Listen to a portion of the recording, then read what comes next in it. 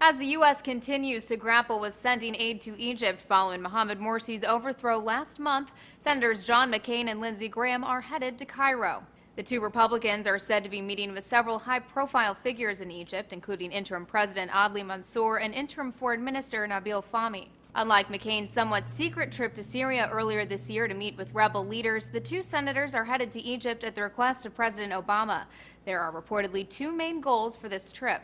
The first is looking for ways to halt the bloodshed. Since the military overthrew Morsi a month ago, more than 100 of the former president's supporters have been killed in clashes. One BBC analyst argues that returning to a peaceful form of negotiation is going to be difficult.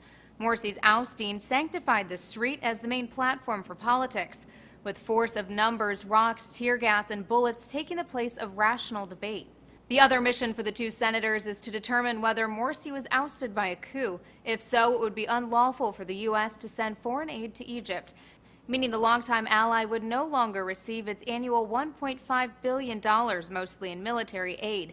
Egypt has remained on good terms with the U.S. as it's one of the few Middle East countries that supports Israel. Graham recently mentioned that it will be his and McCain's duty to send a, quote, unified message that jailing the opposition is becoming more and more like a coup.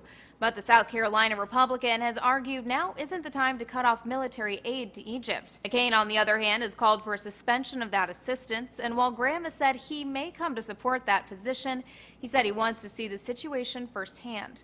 Telling reporters, "I'd like to go over there to find out what's going on the ground and send a clear message to the people in charge of Egypt that there are certain objections here in America that are bipartisan in nature." McCain and Graham are expected to spend 2 days in Cairo for the talks. For Newsy, I'm Elizabeth Hagedorn, Multiple Sources, A Broader View.